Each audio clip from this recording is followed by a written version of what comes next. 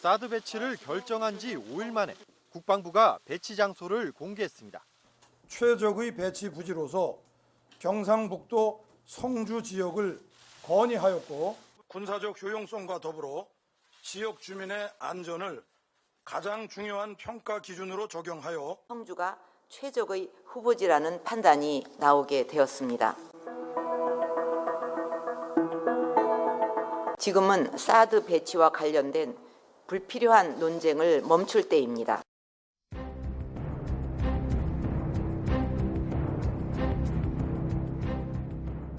성주에 사드가 배치되면 인구가 밀집한 수도권 상당 지역이 방어 범위에서 빠지는데 이렇게 되면 미군을 위한 사드 배치가 아니냐는 지적이 나오고 있습니다. 사드는 당초 미국의 BMD, 즉 탄도미사일 방어체계 하나로 사거리 1000에서 3000km에 이르는 적의 준중거리 미사일에 맞서기 위해 설계된 무기입니다.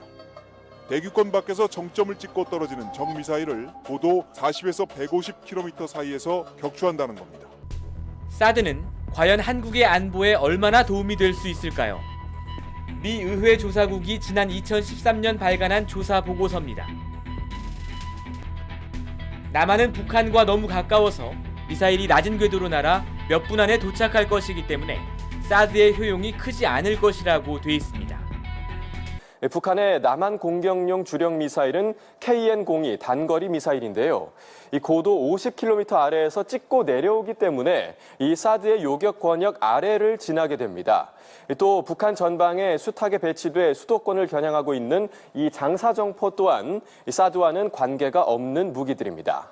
그런데 북한의 이런 포와 미사일은 1시간에 10,000발을 날린다는 말이 있을 정도로 양도 엄청나거니와 고도가 낮기 때문에 고고도 미사일 방어 체계인 사드로는 막을 수 없습니다.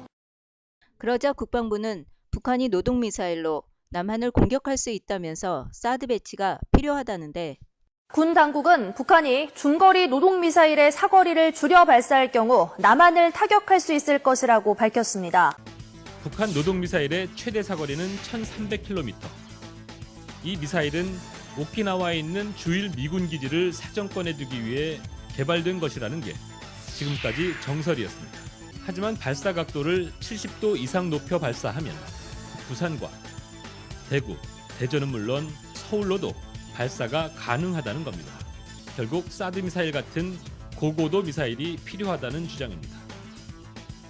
하지만 여러 군사 전문가들은 이 같은 설명이 이론과 가설로만 가능할 뿐 현실성이 떨어진다고 지적합니다. 지난 2014년 1월 유승민 의원이 주최한 토론회에서 공군 방공유도탄 사령부 이동원 대령은 발사각을 높이 쏘는 러프티드 방식은 비행시간이 길어지고 탄도탄 감시 추적이 용이하며 비행 자세 제어가 어렵고 또한 상승 단계에서 요격당할 가능성 때문에 핵탄도 공격 방식으로 채택할 가능성이 희박하다고 증언한 바 있습니다. 미국의 저명한 핵 미사일 전문가인 MIT 공대 시어도어 포스톨 명예교수가 이번 북한의 장거리 로켓은 상공에서 탄두와 로켓 몸체가 조각 나도록 진화해 사드로는 요격 가능성이 낮다고 잘라 말했습니다.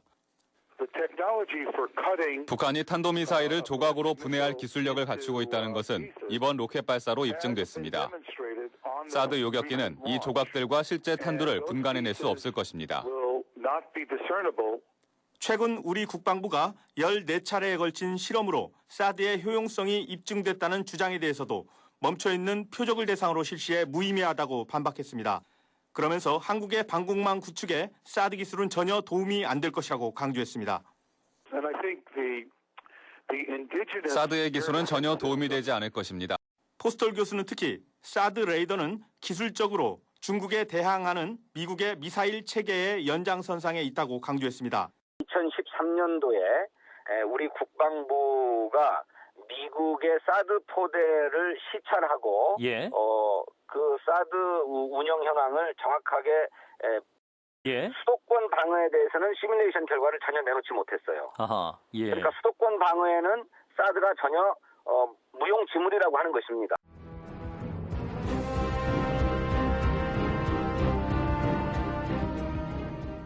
국방부가 오늘 군사적 효용성에서 미국 측 기준을 중요시하게 될 것이라고 밝혔습니다. 사드의 군사적 효용성이 한국 기준인지 미국 기준인지에 대한 국방부 대변인의 답변입니다. 미 측의 기준을 가장 중요시 판단하게 될 겁니다. 왜냐하면 주한미군이 운영하는 거기 때문에. 주한미군을 보호하려는 미국 측 입장을 우선적으로 반영하려는 게 아니냐는 해석을 낳았습니다. 결국 북핵보다는 미국의 동북아시아 군사전력에 따른 것 아니냐는 지적이 나오고 있습니다. 고도 미사일 방어 체계, 사드의 주한미군 배치에 지속적으로 반대 의사를 나타냈습니다. 사드의 눈이라 할 엑스밴드 레이더의 탐지 최대 거리는 3,000에서 4,000km. 중국 동북부와 러시아 일부까지 들여다보는 만큼 중국으로선 턱 밑에 칼날이 있는 것이나 마찬가지라고 평시에도 미사일을 비롯한 주요 전력과 움직임이 속속들이 노출될 수밖에 없다고.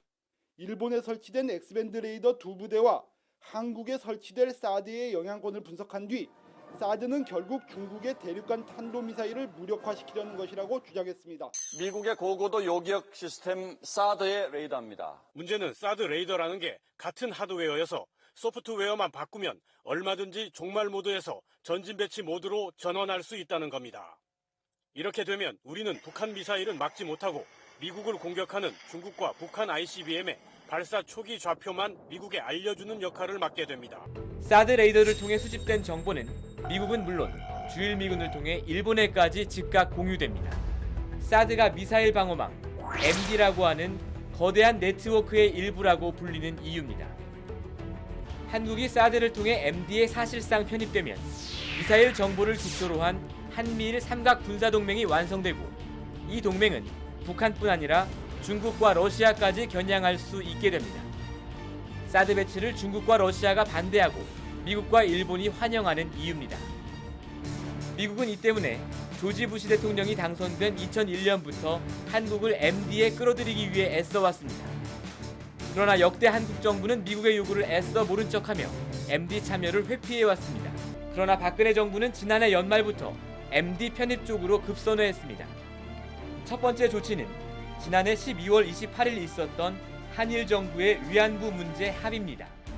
위안부 문제는 미국이 추진하는 한미일 삼각동맹의 최대 걸림돌이었는데 한국이 스스로 이를 치워준 셈입니다. 며칠 뒤 북한이 핵실험을 하자 국방부는 한미일 삼국 사이의 미사일 정보를 실시간으로 공유하는 채널을 구축하겠다고 발표했고 곧이어 북한이 위성을 발사하자 기다렸다는 듯 미국과의 사드 배치 협의를 발표합니다. 한국과 미국, 일본 3국이 올해 여름 처음으로 탄도미사일 방어 MD 연합훈련을 한다고 아사히 신문이 보도했습니다. 이로써 한국이 미국과 일본의 아시아 MD 체제에 사실상 참가하게 됐다고 신문은 덧붙였습니다. 그럼 미국 MD는 기본적으로 북한을 빌미로 하지만 실제로는 중국을 타겟으로 하고 있는 거예요. 그리고 또 미국은 중국하고 군사적 대치를 해야만 할 상황으로 점점 다가가고 있기 때문에 사드를 한국에 배치하는 것은 단순한 하나의 무기를 포대 하나 정도, 요격 미사일 부대 하나 정도를 한국에 두는 게 아니고 중국과 미국의 전면전에 우리가 우리 입장이나 우리의 이익이나 이런 것은 생각해 볼 겨를도 없이 바로 미국 쪽으로 들어가서 중국과 대결을 할 수 있는 매우 큰 위험을 갖고 있는. 사드가 들어오면요, 동맹의 성격이 전환이 됩니다.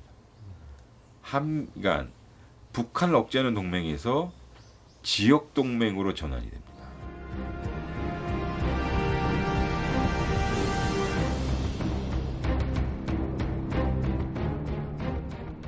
한미 양국의 사드 배치 결정에 대해 중국과 러시아의 반발이 거세지고 있습니다. 군사적 대응 가능성에 대한 언급까지 나오면서 사드 배치를 둘러싸고 한미일과 중러 간의 긴장감이 높아지고 있습니다. 사드 배치가 진정 한국의 안전에 도움이 되는지 한국 친구들이 냉정하게 생각하라며 한중 관계가 경색될 수 있음을 경고했습니다.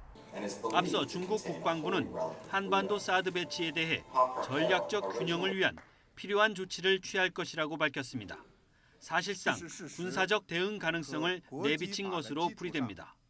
중국과 함께 한반도 사드 배치에 강력히 반발하고 있는 러시아에서는 사정거리가 한국 내 미군 사드 기지까지 이르는 미사일 부대를 극동 지역에 배치할 수 있다고 경고했습니다. 한국의 사드 배치 결정으로 한반도 대치 국면이 더 악화했고 우발적 충돌이나 전쟁이 일어날 가능성도 커졌다고 분석했습니다. 특히 미국과 중국, 러시아 간 군사적 대치나 무력 충돌이 발생할 경우 한국의 사드 기지가 최우선 타격 대상이 될 것이라고 경고하기도 했습니다. 사드 배치가 중국 경제 보복의 도화선이 될 수 있다는 우려가 나옵니다. 가장 먼저 생각해 볼 수 있는 건 중국인의 한국 관광 금지입니다. 이 경우 작년 메르스 사태 이후 간신히 살아날 조짐을 보이는 관광산업 불씨가 사그러들 수밖에 없습니다. 무역 보복 역시 우려스러운 대목입니다. 대중 수출 의존도가 절대적인 상황에서 중국으로 향하는 많은 기업들이 직격탄을 맞을 수 있는 겁니다.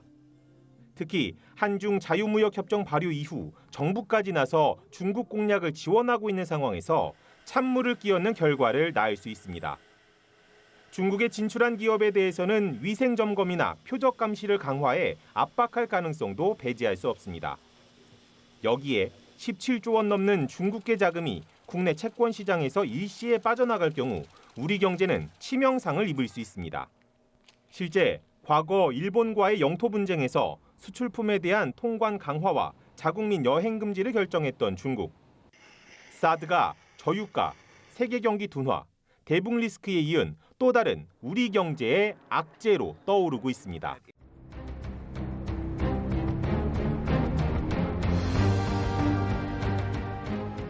존 케리 미국 국무장관이 북한이 비핵화만 되면 사드 배치는 필요하지 않다고 말했습니다. 왕이 중국 외교부장이 평화협정 없이 비핵화는 불가능하다면서 평화협정 병행 주장을 매우 강한 어조로 반복했습니다. Actually, ultimately, have a peace agreement with the United States of America that resolves the unresolved issues of the Korean Peninsula. 전자파에 대한 우려의 목소리가 나옵니다. 군은 100m만 떨어지면 안전하다는 입장을 내놨지만 지나치게 자의적인 해석이란 지적입니다.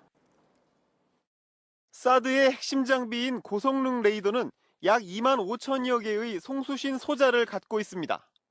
여기서 발생하는 강력한 전자파는 인체는 물론이고 각종 전자장비에도 유해한 것으로 알려졌습니다.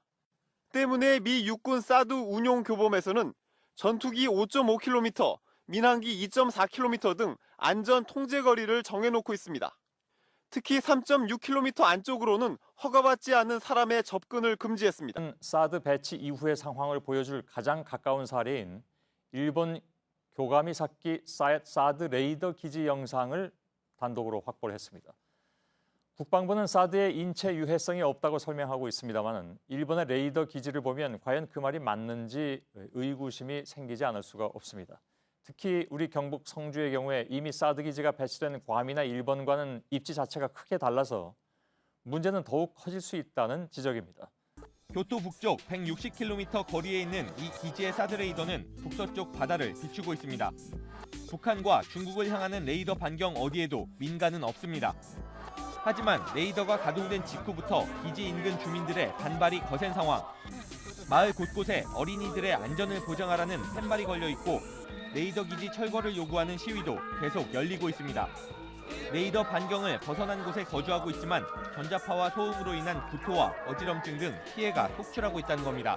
미일 양국이 레이더 배치 이후 정확한 전자파 안전 평가를 해주기로 약속했지만 아직도 지켜지지 않았다고 주장합니다. 電磁波の影響の有無について調査してその結果問題ないであろうという結論を出したんですけれども、産業界ですね。それをですね、その専門家の検討はですね、このレーザーを作っているレーセオンという会社の 사드 포대와 레이더가 함께 설치되어 있는 괌. 북쪽 해안 밀림에 자리 잡고 있고 일본처럼 레이더는 바다를 향하고 있습니다. 사드 포대 북서쪽 1.7km 정도에 보이는 시설은 민가가 아닌 군사시설로 중국과 북한을 비추는 방향에 민가는 없습니다. 2013년 4월 임시로 설치된 이 포대는 아직 영구 배치 결론이 나지 않았습니다. 미 국방부가 환경평가 사이트를 개설해 1년 넘게 주민 의견을 수렴하고 있기 때문입니다. 지난 1월 미국 기관지인 성 조지는 괌 사드 포대 현지 르포 기사에 발전기의 굉음이 작은 마을 전체를 덮어버릴 정도라고 소개했습니다. 그런데 경북 성주는 내륙입니다. 바다를 비추고 있는 일본, 괌과 달리 민가를 비출 수밖에 없습니다. 북한을 향할 포대 북서쪽 2.5km 반경 이내에 초등학교와 아파트, 경찰서 등 성주 중심가가 자리 잡고 있습니다. 미 육군 교범에서 항공기나 전자장비 배치가 제한되는 5.5km는 물론 비인가자 출입이 통제되는 3.6km보다도 가깝습니다. 레이더로부터 100m만 전자파에 조심해야 될 구간이고 그 이후는 안전 구간이라고 볼 수 있습니다. 국방부가 미군 자료를 왜곡한 사실이 드러났습니다. 국방부가 설명한 사드 레이더의 안정성이 미국 자료와 다른 것으로 드러났습니다. 국방부는 사드 레이더에서 100m만 떨어지면 안전하다고 설명해왔지만 미군 자료에 따르면 3.6km 이내에는 허가받지 않은 인원의 출입을 금하고 있습니다. 사드 배치는 우리나라의 국방, 외교, 경제적인 측면에 모두 큰 영향을 주게 됐는데요. 이렇게 중요한 이슈인데도 대국민 설명이나 동의를 구하는 절차는 아예 없었던 것 아니냐 이런 목소리가 커지고 있습니다. 정치권에서는 원점에서 재검토해야 한다는 이야기까지 나옵니다.